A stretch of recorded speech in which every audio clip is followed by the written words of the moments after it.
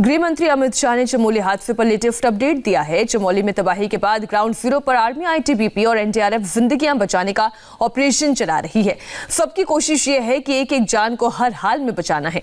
इसी ऑपरेशन में हेलीकॉप्टर की भी मदद ली जा रही है। हेलीकॉप्टर लगातार हवाई सर्वे कर रहा है। हेलीकॉप्टर पर लगे कई हाई क्वालिटी कैमरे की मदद से ये निगरानी की जा रही है कि नदियों और पहाड़ों की एक्चुअल सिचुएशन क्या है। आप ये देख रहे हैं, थर्मल इमेजिंग डिवाइस से इस पूरी जांच को आगे बढ़ाया जा रहा है। नदियों की स्थिति क्या है, क्योंकि ग्लेशियर टूटा है, क्या पानी का बहाव और तेज हुआ है, क्या जल स्तर और बढ़ा है, आसपास के गांव की स्थिति क्या है। एक और जिंदगी की जंग जारी है, तो वहीं दूसरी तरफ सैलाब के बाद जिन 13 गांव का संपर्क टूट गया है, उन तक मदद पहुंचाई जा रही है। इंडिया टीवी संवाददाता गौनिका अरोड़ा ने बचाव और राहत मिशन में लगे हुए हेलीकॉप्टर के एरियल सर्वे की तस्वीरें पहुंचाई है। देखिए उनकी एक्सक्लूसिव रिपोर्ट।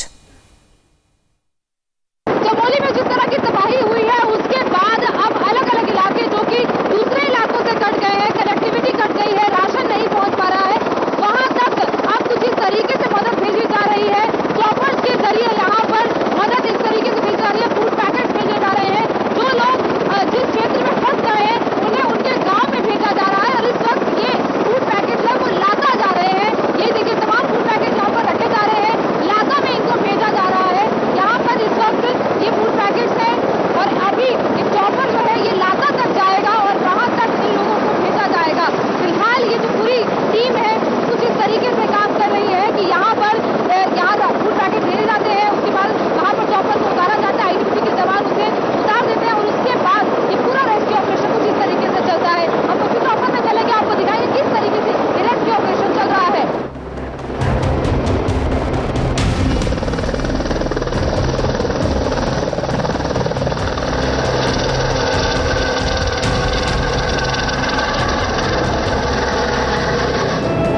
तपोवन से लाता जाने के लिए, यानी कि उस जगह, वो गांव जो कि बाकी दूसरे गांव से डिस्कनेक्ट हो चुका है, क्योंकि जो पुल बना हुआ था ऋषि गंगा पुल, वो पूरे तरीके से ध्वस्त हो गया है और इसीलिए अब उन गांव तक किस तरीके से मदद पहुंचाई जा रही है, किस तरीके से पूरा रेस्क्यू किया जा रहा है, वो तस्वीर हम आपको दिखाएंगे। लेकिन उसके साथ साथ ये भी दिखाएंगे कि इस वक्त कितनी तबाही यहाँ पूरे इलाके में मची है, क्योंकि जिस तरीके से ऋषि गंगा डैम पूरी तरीके से ध्वस्त हुआ ग्लेशियर टूटने के बाद, उसके बाद एनटीपीसी का जो डैम बन रहा था, जो पावर प्लांट बन रहा था, वहां जिस तरीके से तबाही हुई, वो सारी तबाही हम आपको धीरे धीरे तस्वीरों के जरिए दिखाएंगे। और ये पूरा नजारा हम आपको एक चॉपर के जरिए दिखा रहे हैं, वो चॉपर जो कि लोगों की मदद के लिए अलग अलग इलाकों में जा रहा है, राशन डिस्ट्रीब्यूट करने के लिए, लोगों को रेस्क्यू करने के लिए। और इस वक्त हम तपोवन इलाके के ऊपर से निकल रहे हैं चॉपर के जरिए और यहाँ से आपको तस्वीरें दिखा रहे हैं। यहाँ पर आपको नीचे जो भी नदी दिखाई देगी, दरअसल ये धौली गंगा नदी है,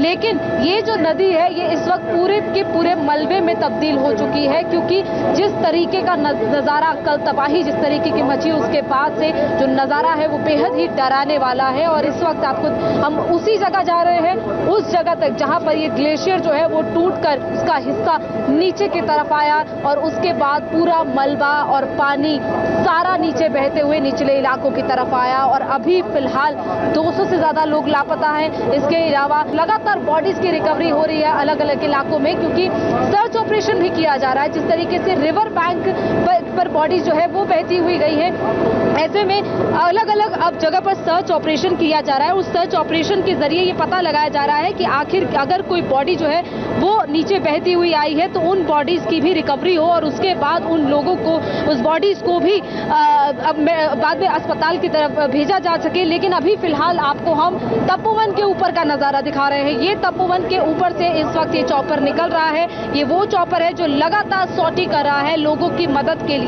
अलग अलग इलाकों में, जहां इलाकों तक कनेक्टिविटी पूरी तरीके से टूट चुकी है, क्योंकि पुल ध्वस्त हो चुके हैं, उन इलाकों तक भी ये चॉपर मदद पहुंचा रहा है। जो राशन डिस्ट्रीब्यूट करने का काम है वो यहां से किया जा रहा है और यहां से राशन नीचे उतारकर उसके बाद उस राशन को लाता में जाकर डिस्ट्रीब्यूट किया जा रहा है। फिलहाल ये हम तपोवन के उस जगह से निकल रहे हैं, यहाँ पर जहाँ पर एनटीपीसी का ये पूरा जो डैम था वो वो ध्वस्त हुआ है। और अब हम ऊपर के इलाकों की तरफ जा रहे हैं, रैनी गंगा की तरफ। जी हाँ, रैनी गांव की तरफ, रैनी गांव जहां से ये तबाही शुरू हुई थी, क्योंकि फिलहाल अलग अलग जगहों पर सर्च ऑपरेशन, रेस्क्यू ऑपरेशन चल रहा है।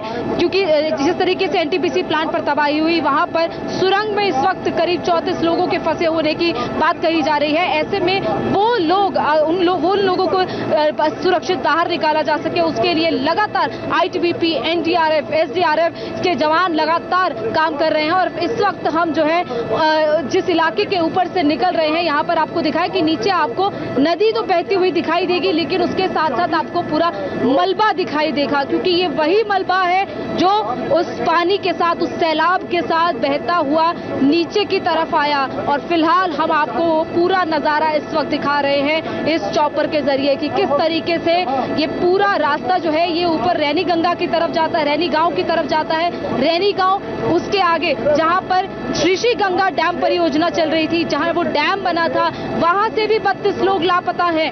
उन लोगों की भी तलाश की जा रही है और लगातार ये सर्च ऑपरेशन अलग अलग इलाकों में चलाया जा रहा है। फिलहाल आपको दिखाएं कि नीचे आपको नदी तो दिखाई देगी, धौली गंगा तो दिखाई देगी, लेकिन इसके साथ साथ आपको सिर्फ और सिर्फ मलबा दिखाई देगा। और ये वही जगह है जहां से ग्लेशियर टूटकर नीचे की तरफ आया। ये देखिए, यहाँ पर जो पुल है वो फिलहाल एक स्थायी पुल है, लेकिन जो असल पुल था वो पुल ध्वस्त हो चुका है। ये दरअसल वो पुल था जो कि तपोवन को रैनी गांव से जोड़ता था, और इससे क्योंकि अब वो जो है वो जगह ही, अब वो पुल ही ध्वस्त हो चुका है, ऐसे में ये पूरा इलाका डिस्कनेक्ट हो चुका है। रैनी गांव, इसके अलावा मलारी, लाता, ये तमाम ऐसे गांव हैं जहां पर इस वक्त लोग गांव में मौजूद है, लेकिन वो ना तो वहां से निकल सकते हैं और ना ही उन गांव में कोई सड़क के जरिए जा सकता है, क्योंकि वहां पर जाने का सिर्फ और सिर्फ एक रास्ता था, वो पुल, लेकिन वो पुल भी ध्वस्त हो चुका है। और ऊपर से हम आपको पूरा नजारा दिखा रहे हैं कि किस तरीके से